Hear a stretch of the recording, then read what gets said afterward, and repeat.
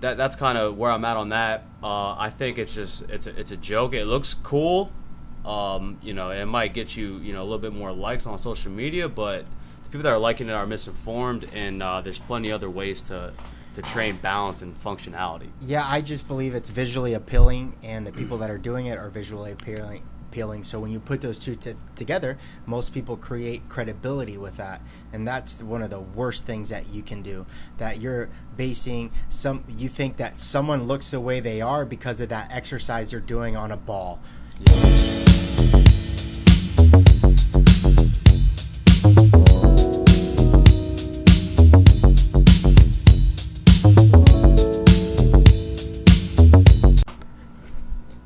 We are back. We are live. You ready to do this, buddy? Born ready, baby. We want to attack some training myths. Last week, we attacked nutritional myths, and I promise we're going to get that episode up once I figure out a few things. Missing chip. The missing chip theory. But I think it's just a great addition to what we were talking about nutrition, but some of the stuff we're seeing that we want to try to debunk or at least get people thinking about when it comes to training. Yeah, we feel like there's some nonsense out there that we kind of want to clear up the air a little bit. Yeah, one of the things that stands that I think about with stuff like this is that no matter how thin you slice it, there are always two sides, right? And a lot of these, what I believe are the things that become popular, it's because it looks cool, or in this day and age, social media makes it look cool. And sometimes it even makes sense, but no one's been able to take a further look into these, what we're calling myths. Yeah, something I can kind of, pick on that as well. Something I was thinking about today is there's so much information out there that not only do you want to, take that info with almost a grain of salt, but look at who's providing that info. Ooh, that's good. If you, I'm pretty big on mentors, but like I have a select few, right? I have, between 3 and 5 I can count, on one hand.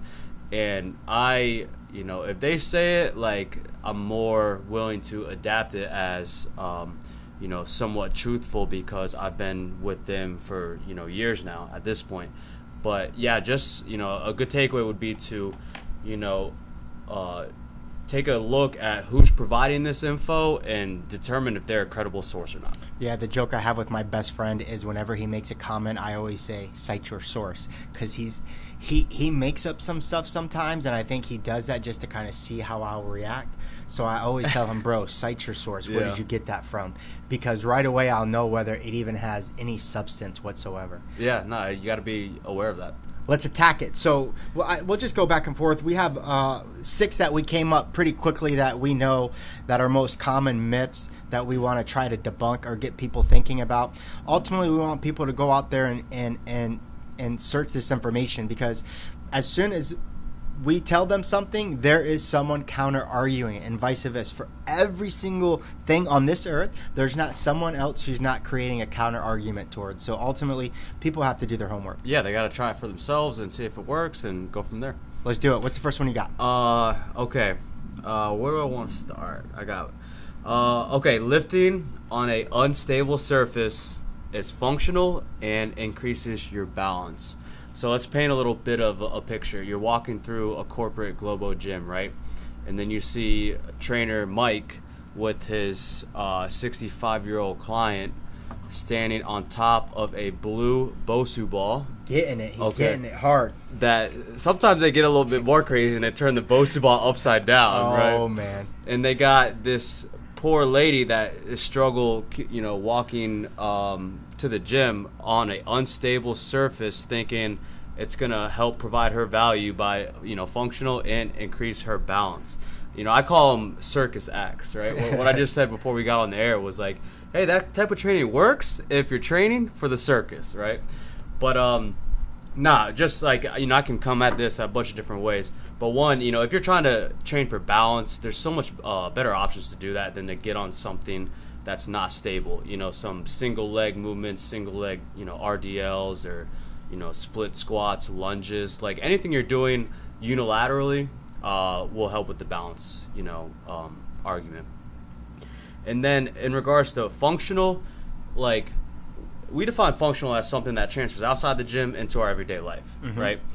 When are you going to be on an unstable, surface? Probably not often. 100%. So that's kind of where I'm at on that. I think it's a joke. It looks cool. It might get you, a little bit more likes on social media, but the people that are liking it are misinformed, and there's plenty other ways to train balance and functionality. Yeah, I just believe it's visually appealing, and the people that are doing it are visually appealing. So when you put those two together, most people create credibility with that, and that's one of the worst things that you can do.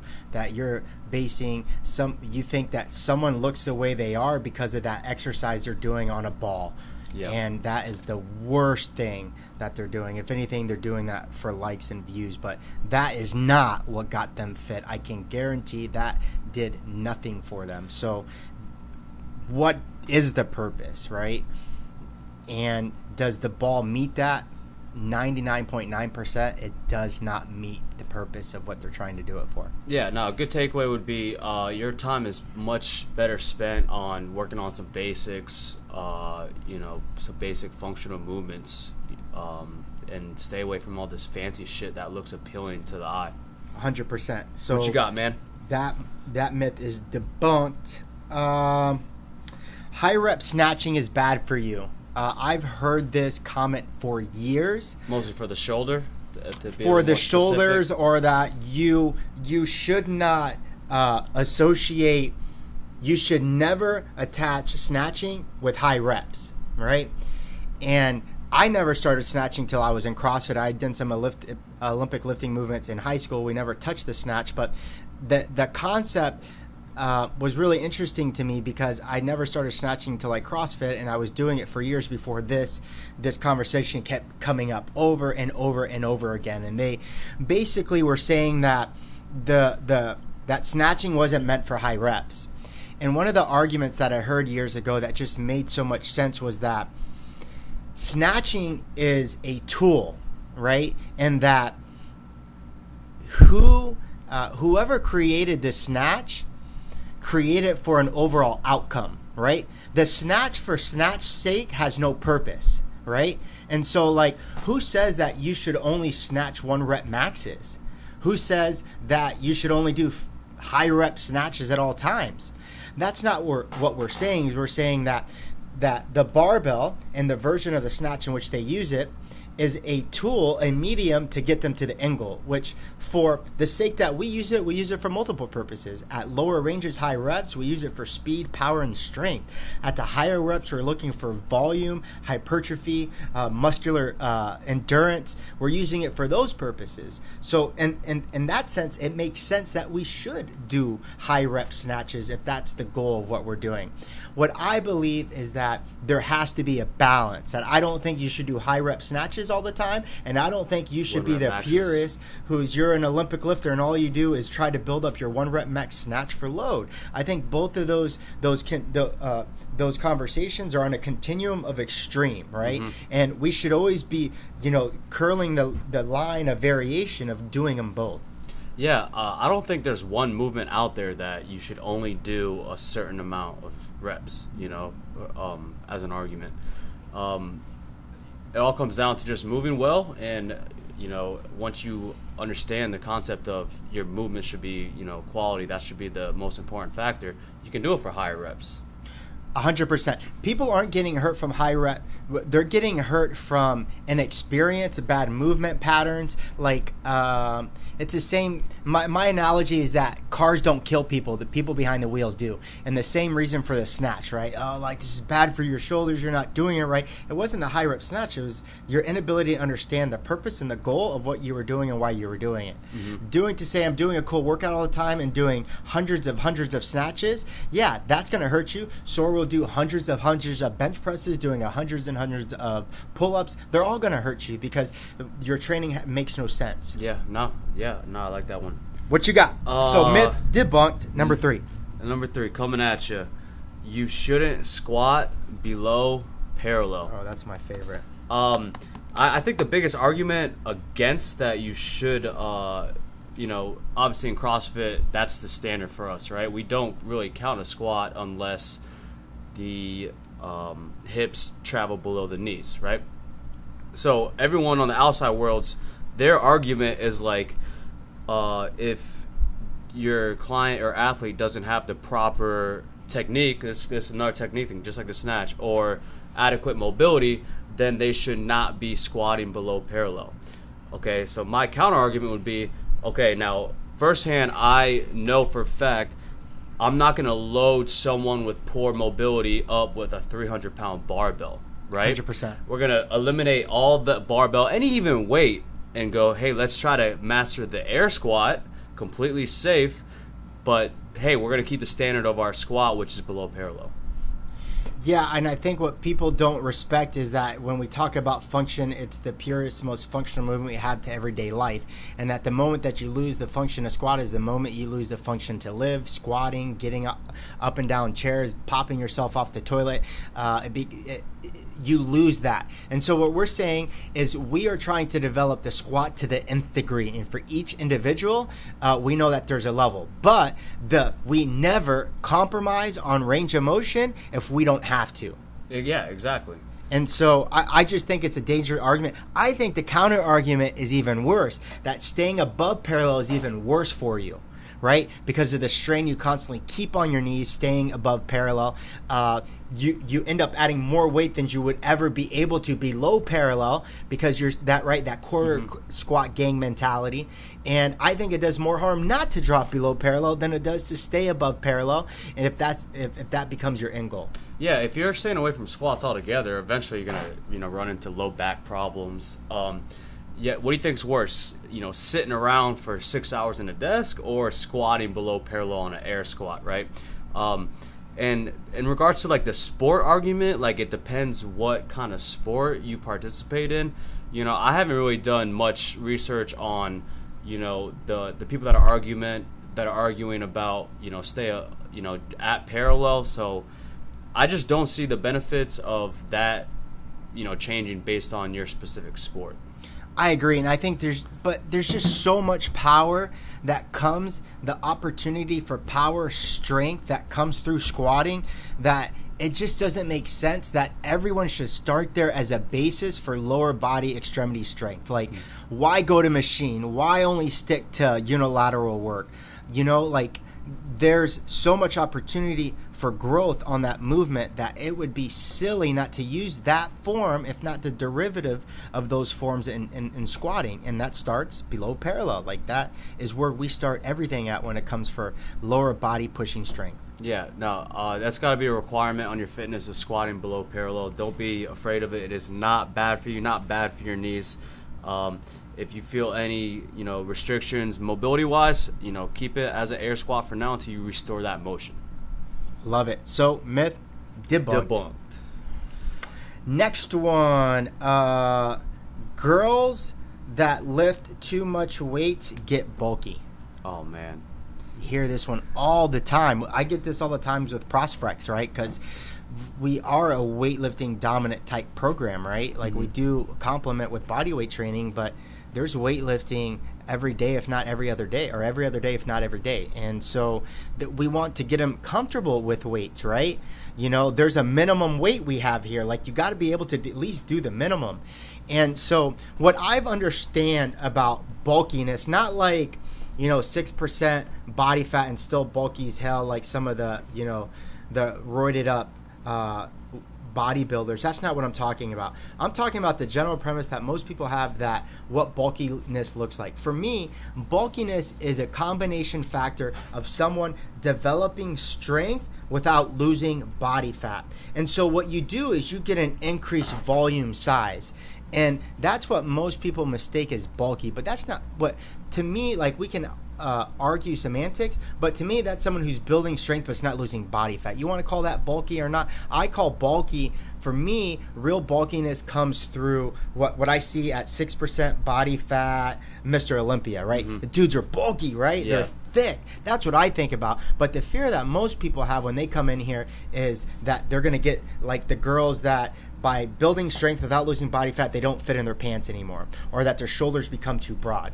What I want them to understand, that we can create a really good muscular look if we can keep the lean, lean body mass, toned, right? in their soul. And so that's what we want to do. If someone does not change their body fat and they get stronger, they're gonna get that fear. They're gonna get that big volume look, and that's what, to me, is what they want to stay away with when they talk about not wanting to get bulky, not lifting the weights, because they never they run away from the real issue, which is I need to lose body fat, not really concerned about not touching the weights. Yeah, the only way you would ever get bulky as a female lifting weights is A, if you took steroids. All right. B, like, you become obsessed with eating in a calorie surplus, and you're eating and eating and eating and eating, and your goal is to gain size and weight, but if your goal is to tone up, lean down, however you want to call it, you're not going to be eating that much. You're going to be eating enough to support your goals, which is to lean, tone up. Yeah, and it's not about strength will not get you bulky when your body fat is appropriate. For example, Tia Terklumi, Toomey won the CrossFit Games. She deadlifted over 400 pounds, and she was one of the most lean women there, and she looked great. And that's because she has an appropriate strength to body weight ratio. That's why she's able to lift as heavy as she does and look so lean. And so what I want people to understand is that you are going to look thick if you are building strength and not losing body fat. And when we do someone's body fat, Brett, we show them the chart, right? And we say, listen, you want to look like that? I know what that look like. That look is in a percentage of body fat, right? That you can't have that 8-pack that you want with your current body fat. There's no image here of a guy with an 8-pack at 40% body fat. So let's understand that leanness will occur at a certain body fat. And I don't care how much you're lifting or not lifting it. And so it's important to get them to understand that we can get them to look even better if we get them to lift weights. Yeah, no, I love it. Myth debunked, baby. All right, so my last one I got. Long duration stretching before a workout is bad for you. Now, I was kind of, reading an article about this. Some say that the longer duration stretching can have effects in regards to performance, right? And I feel like this kind of can be based on the type of individual that is doing the movement. Now, if you have someone that has a severe amount of mobility issues, right, and they want to stretch before they work out. Now, the benefits to them, as opposed to someone that has adequate mobility, they might not need to spend as much time doing these long-term stretching before a workout. Okay, you and I talk about this all the time. The points of a good warm-up is what? To increase the heart rate, right, and to move through every joint. Now, Now, the time duration on the moving through every joint can vary based on person to person. But, I'm just trying to get at is there could be a benefit for the person that needs it a little bit more by spending a little bit more time with longer duration holds and stretches before going to the workout, opposed to someone that might not need it. As opposed to black and white, hey, long duration stretching is bad for you before a workout. No, and I don't think there's conclusive evidence to show that. I think that for someone who is that restricted, something is better than nothing, and holding those long stretches is probably the best thing for them. I mean, to me, sitting in a squat for 5 minutes is long duration stretching, and we do that all the time. Yep. We want to get their joints and muscles ready, and what better way to get them than to push their ranges of motion and muscle length to the nth degree? Like, that just makes sense to me. Now, if you want to use a medium between the two, go ahead, go to long duration, hit that same muscle group with a little dynamic, and then go into a specific movement, right? So, example, I want to prepare the back squat today. my hamstrings feel really tight. I'm going to sit in a straight leg stretch for 2 to 3 minutes. I'm not going to move. I'm not going to do anything. It's old school static stretching. Then right before that, I'm going to cross the gym and I'm just going to hit some straight legs, 20, 30 reps. And then from there, I'm going to do air squats. And right after the air squats, I'm going to take the bar and start back squatting. There I go. So that could be a protocol. But to say that you can't long stretch before training is silly. Yeah. The benefit of you stretching out your hamstrings for 3 minutes are far going to outweigh not doing that if your hamstrings are tight as hell. 100%. If that's going to loosen you up more than just doing the high kicks you talked about, then do it. It's obviously going to increase your performance because you're going to feel better and you will be moving more sound. And most people, to me, they use that as an excuse not to stretch, because I can guarantee you, if they're not doing it on the first 3 minutes of the workout, they ain't doing it in the last. They're not. And so for me, it's an excuse. But ultimately, what we found with stretching, to me in my own experience, is it takes exponential growth in strength, but it takes a damn really long time to get people to move their range, to improve their range of motion. And so for that reason alone, it's why most people quit. They don't see a tangible result immediately, that they just give up, right? Or that they can get away with their athleticism, but eventually if they don't start stretching, they're in big trouble long term. Yeah, no, I agree 100%. Myth debunked. Cool. Hey, listen, last one. This is one you and I were just we were joking about because of a comment you got a few weeks ago. Someone judging you on using a weight belt. And so basically the myth is that you should not use a weight belt when training because it doesn't help protect your low back, or it doesn't help strengthen your low back, excuse me. And so it's a myth, right? Oh yeah. 110%? 110%. The homeboy's argument was you're not going to teach yourself how to brace and teach yourself core stability properly by using the weight belt. I argue the opposite. I believe that the belt, it serves two purposes. One, for beginners, it serves a tactile cue. It allows me to take pressure in my abdominals and feel an opposing force against when I brace through the belly. I can feel the pressure of the belt into my belly button, and allows me to push into and draw more intra-abdominal pressure than I would without it. Now, experts, people that have professional experience with, they can do this automatically without having to think about it. Beginners who can't feel that pressure created in their midline, it takes them a lot more work. So what better way than to speed up that process than allowing them to go lighter loads with a belt to feel that pressure, not because their backs are weak, but because we want to build it up. Yeah, that's based on just the awareness on how to use the belt properly, right? And that's up to us as coaches to say, hey, this is the reason why you have a belt on. Push into this belt to create stability that you feel to increase performance.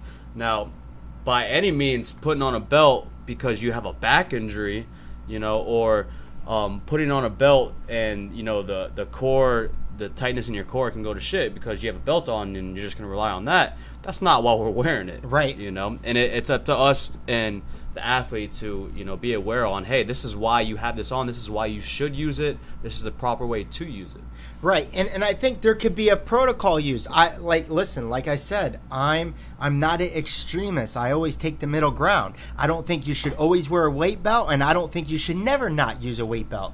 And so what's the middle ground for me is I think every individual, especially working up to 80 to 90% of one rep maxes, should always wear a weight belt when they're testing out. Because agreed, you start to reach that high-end curve of pressure onto those spinal discs. So that's when you really need it.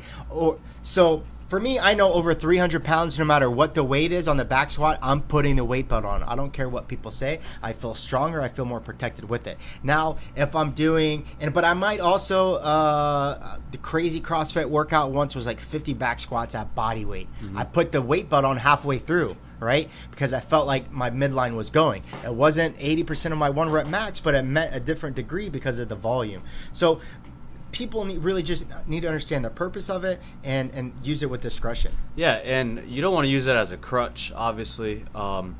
And that's with any piece of equipment, not even just, the weight belt. I got someone in group class that always wear these little grips, right? They're called like these Versa grips, right? And all the stuff we were doing for pulling strength week, I mean, he couldn't take them off, and then it'd slow him down in the workout. He'd have to wrap the bar, like the pull-up bar around. It's slowing him down. And it was clear that he was relying on this, right? Wow. So I'm like, hey, man, let's, I'm starting to notice we're kind of developing this as a crutch, man. Like, and dude, since day one, he came in with them on, right? So it's not something he adapted here. But I'm like, let's, try to start training without them, man. I'm not going to say, hey, never put them on again. But, like, hey, maybe some workouts use them, some workouts don't. If you're doing a heavy deadlift and you want to strap them on, go ahead. But if you're warming up with empty barbell and you're going to wrap your grips around this empty barbell, it's now a crutch, right? And you just got to have that balance on using equipment, properly, but it shouldn't be relied upon. Ever. It's the reason why we don't have chalk here. Bro, I saw a lady use chalk for a medicine ball clean one time, and I said, that's ridiculous. They just don't get it, right? And a lot of people, like, most of the people have never used chalk until they come into CrossFit. And then 2 or 3 years down the road, there's nothing that they're not using chalk with. And so we wanted to get to the real issue. Does chalk serve a purpose? Definitely. At what purpose does it serve is discretionary per the individual. The same issue, the tool of the overhand, underhand. Yep. We see people with an empty barbell going that underhand, overhand, right? Me, bro. So does the overhand, underhand serve a purpose? 100%. Yeah. But when do we use it? With discretion. And that goes from the weight belt to all these other conversations. Because really the argument is not about the weight belt or underhand, overhand. Is do you understand what the role serves and for you when you should and should not use it? Yeah, no. A good middle ground is it'd be safe to say to use gear more when you're getting close to that 1 rep maxes or even around that, or in competition, high intensity, full exertion, going to the max, where that gear is definitely going to elevate your performance 100%. But I try not to train with it until, like, I'm getting super heavy. Like my warm-up sets, if anything, I'm not wearing it. But you want to know why I do it more than anything? It creates the most uncomfortable experience ever without it, right? So when I do use it, dude, it elevates my game. Elevate your performance. Elevates it. Where they don't have the elevated performance unless they use it. My performance is already elevated and I want to increase it by 1 to 5%, then I go use the gear. But people are chasing it backwards. What's my favorite quote of all time is don't have a $100 pair of shoes and a 10-cent squat, right? Like the shoes aren't going to save your squat. And neither is the belt, neither is the chalk, neither is the overhand, underhand. They have to use this stuff with discretion. Cool, man. I think that was an awesome one to conclude it. Thanks, man. We appreciate you guys. I swear we'll get this other episode up. We appreciate it. And we'll talk soon, man. Keep tuning in. Peace.